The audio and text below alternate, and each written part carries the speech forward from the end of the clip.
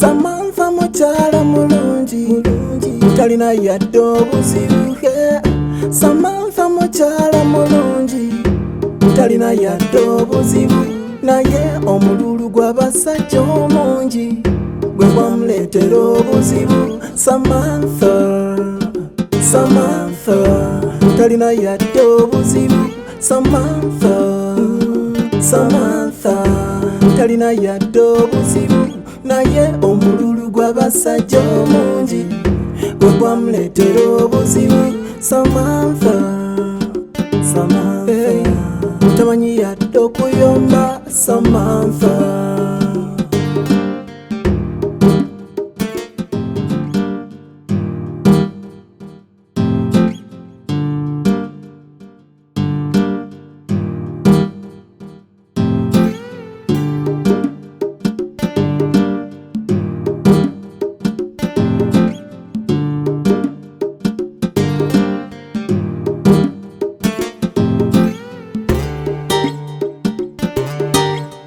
wali obulungi. Bannaye abasajja oba kiki? Kati kiki kyayagala mazima ddala musawo? Kati nno baabajja kyolaba. Si nze nzekka. Wangi maama? Si nze nzekka. Ne ku mulimu bosi wange Samantha waliyo omuwala musawo era gwakwana. Wangi? Era olwakitegedde naye asobola butagambako sisita wange. Tuli ba famire, tuli omusaayi gumu. Kyoyagala okugamba musawo greens tezamumala ez'ewaka. Kwegamba akazaamu omusaayi ayagala afuna bumuzaamu musaayi bulala. Mune nange baba simanyi. Kwanza yatandika ampaana biki oli kimuli jakisi mwagala singa nasooka kulaba gwe. Ne mugamba wangi ne mwa famire ffe nanga tuli balungi ate tuli banje sheeza onoomalazi odde ku mulala famire yonna ogimaleyo.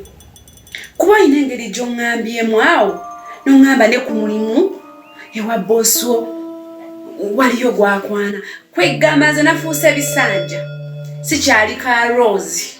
Omanyi yateranga okumpita ka Rose kange. Sikyali ka kwegamba simanyi mpulira n'omuntu oba njagala mpulira sikitegera nakitegera musawo oba kiki kyayagala. Jakikakkana. Wobeera gwe ne bakigamba kiki ky'oyinza okuwulira? Kituufu kinnuma. Omanyi bwe kiruma? N'ogamba omusajja kankole kino nali namwesonyiwa naye nga akamwesonyiwe najja nga aguluba bebi nsonyiwa era njagala genda waba mama simanya bikigendeko ewammwe. Kumbe oyo omusajja era bannaye namutunuulira manyi bagamba nti ex wo omulabako kisaawa zino kati omusajja mpulira nga agenze fuuka ex. Ngenda kumwesonyiwire ddala koza oŋŋambye muwala akigwakwana eyo. Ebamwitaani Namata. Kati oyo naye bamunyumya mu bantu. Olaba n'erinnya libadde likwerabidde mbu Namata. Wabula simanyi na ngeri gye nnyinza kikunnyonnyola. Kati oyo agenza azunga. Kyemmanyi eyo gy'ali ayina kyabaza. Mubi. Buli omu amwongerako waali omubi. Namata. Mu buli mbeera mubi. Va ku munayinza olaba mulungi kungulu. Omanyi abantu babeera balungi kungulu nga munda babi. Namata alina omutima omubi. Nawe bw'oba olina kye walinnya ne musawo kaweddemu. Baba nedda. Nze musawo yansabako n'ogenda awutu ne tugenda. Kati gwe bw'oba ombuzaabuza nga oboza wuyo yakuyita ekimuli. Owedde. Nze nkubuulira owedde. Baba nedda nayisobola kukikola kwagala bba wa sisita wange. Baba sisobola. Era musawo bw'aba yakola ensobi n'agenda ne Namata. Ne badda mu by'okwerigomba simanya kwerigomba. Kaba kaweddemu nze si kyayagala musawo azungize muli empale ze ezitanywera. Si kyayagala. N'ekirala mwana wa nnyabo. Saakufunira mulimu kwagalirayo basajja. Ekyokubiri nakufunira omulimu tukyusize maama obulamu. Guloza maama yeegomba nnyo okubeera ewaka nga wafaanana weewatyo. Yesu yadde baatuzaala nga bali mu maka. Nene maama yeetaaga ennyumba esinga kweyo. Maama yeetaaga nga wakukubira essimu nti omanyi Letisha njagala kino okimuweereze. Ne wona ddaawo odde mu kwagala oli ajja kwana olwokuba atudde mu ofiisi alaba onyirira. Bw'owali ojja wali tonyirira bw'otyo. Oba kiwulira? Balaba otandise okulwaki tebayite bakwagalirawo sawa ali ng'osiiwuuse. Balaba kati otandise okufunako akagimusa bakubbeko akajimusako kati naye kyenkubuulirira weetereze weewulirire wekka ojja gwa mu mbi z'abasajja ate kasita akuyita bebe ojja mulaba nti nno talina nvi kumbe mukulu bazidayinza abasajja b'ennaku zino badayinga enviiri bajja musala akabiri kasiigemu ono simanya black shampoo olabe nga takyala naye munnaaye weebeereremu Sisa sisobola kikola era n'ebyo byonna singa nali wakikola nandibadde nakikola dda. Oyinza okuba onkweka ng'ompita mabega. Sisa sisobola oyo musawo baali bamuwaddeko nettuwa ng'ayagala tugende ffenna. Ebyo byonna oyinza okuba obinnamba ng'oyinza kati lwaki otidde.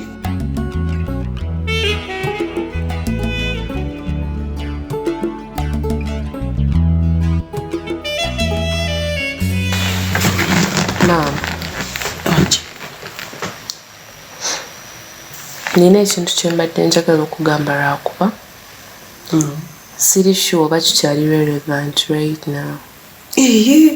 Gw'oyogeranga bwogeza toyo omala kunsaba. Simanyi na ngeri yakigambamu kubanga munayinza okigamba gwe nondowooleza ebibyo. Ebyo nabibagaana. Nabagamba kyowulira ng'oyagala kuŋŋamba ŋŋamba boga. Sagala biki kuba sagala mu stressing sagala ku stressing. Omanyi maama mbadde nina stress. Mbadde nina ebintawaanya bingi okuva omwami wange we yafa so mbadde seewa nnyo na budde ng'omuntu nga n'ebintu ebintuukako obulamu bwange nga sibiwa nnyo budde. Kumbe nina ekintu kyenkola ki kyembuusa amaaso. So just of recent embeera yantabuseko nesalawo kale nengamba omusawo aneekebejja atya bulungi because mbadde nga nfuna complications naye nga mbitwalanga minor nga sibifaako nnyo kubanga mbadde nina nange ebintawaanya ng'omuntu. Kiki?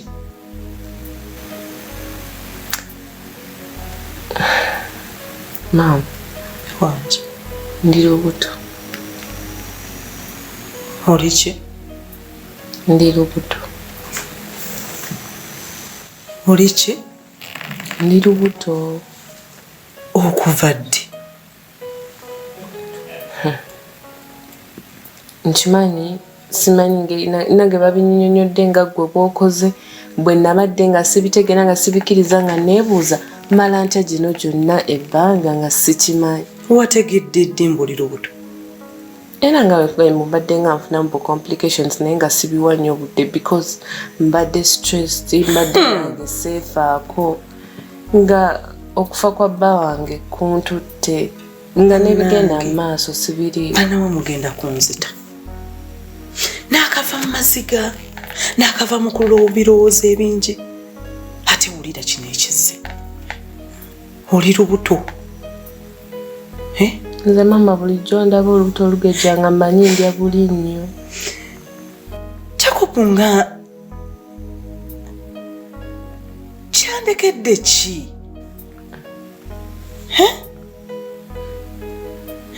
Bannange omwana wange lwaki yafiira maanyi gano gonna?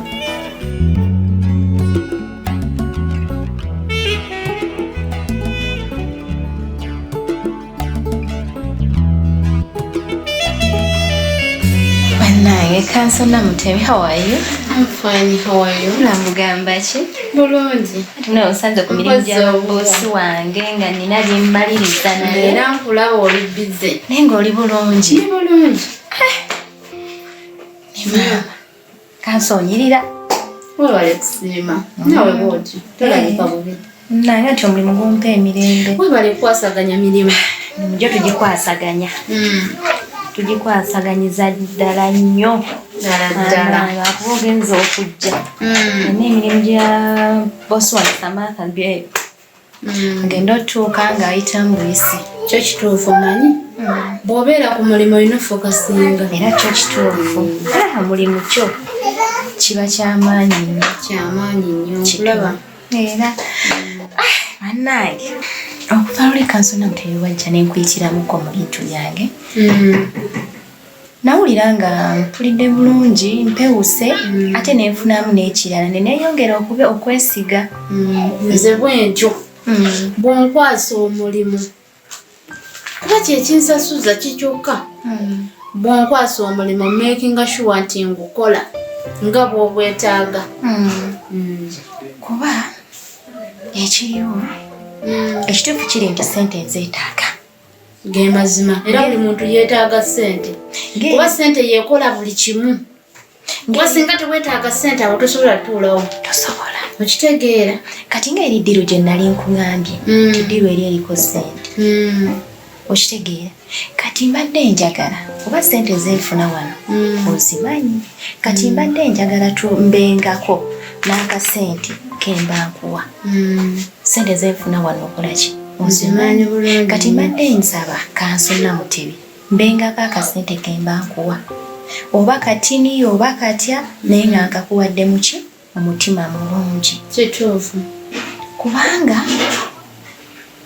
kubanga kati nga olaba embeera gye tulimu era byonna byonna nga wenna bikunyumiza nga bwe bitambula nagenza okkizuula nga baboosi bange balina sente nnyingi ng'era we mba mbakoledde ebyamazima nsobola okubafunamu ki era kyeneetaaga buli muntu yenna kasita omukolera ekirungi manya ejja kuddiza kirungi naye kasita omukolera nga mbutuufu olinamu ekkuba ekyamu baba tebagenda kwesiga ekyo kyo kubanga kansonna mutebi sente tukola ki sente nzeetaaga kati nagenzeyo mu baboosi bange Samantha balina omuwala abakolera nekiyongera okundaga nti balina sente ng'era wemba nninako ebintu bye mbakoledde nga mbikoze mu mazima nsobola okubafunamu sente ate wano wendi sente nzeetaagira ddala kati omuwala oyo alinako ebintu bye yaŋŋambye ebintu bye yaŋŋambye byantiisizzaamu ng'era wemba mbikutte ne mbigamba baboosi bange nsobola okufunamuko ku sente okitegeera okimanyi oyo omuwala simayina wemba mbikutandikira ate yakoze ekyomuwala omuwala yalimbalimba boosi wange mbwali lubuto lwani lwa Jacobo mbwali lubuto lwa Jacobo kale ate nze kati nze olwagendayo yasooka kunkambwalira lwe nagendayo lwenyini kuba nali ngenze kulaba boosi wange nali nayo ebintu byenkola ki byemwetaaza wakati ebiseera ebisinga nga bweva ku mulimu olumu ankubira agi oyitire ewaka tukole wetuti ne wetuti nenkola ki ng'era omukozi we ngendayo muwala ankambwalira gwani oyagala ki nga sikumanyi koze nnyabo nange sikumanyi naye ninakwa omuntu wano gwenkola ki gwe neetaaga koyaani koze boosi wange Samantha eyali atandagambu waliwo ensonga yonna n'abanga ekintu nga kino kituuseewo taliiwo nange yandibaddewo n'alaba ekintu nga kino naye mama kati owulira otya omwana ono nga mpadde ebirowoozo talina kye yandaganga naye nga yalina obuvumu obwo bwonna Jacob nga andaze amaanyi mangi nnyo nga yakozesa amaanyi n'asobola okuba nti asobola okundekera mu kifaananyi nti abakazi babiri bali mbuto ate nga kya ssanyu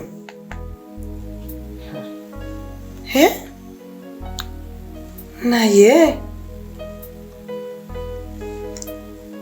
tobanga oŋŋamba olubuto olw'okuba ono omwana namata olw'okuba ali lubuto naawe n'oyagala oŋŋambe mba oli lubuto mama oli ku namata gweseekakasa nakwekakasa mbu oba ali lubuto batani mama nzeyo si ensonga nze kyenkugamba nkimanyi kuba bwe mbigasse bwe nti emabegakaawo omuwala oyo yaŋŋamba wamuvuma. Samantha mukyala mulungi talina yadde obuzibu. Samantha mukyala mulungi talina yadde obuzibu, naye omululu gw'abasajja omungi gwe gwamuleetera obuzibu. Samantha talina yadde obuzibu. Samantha talina yadde obuzibu, naye omululu gw'abasajja omungi gwe gwamuleetera obuzibu. Samantha tamanyi yadde okuyomba. Samantha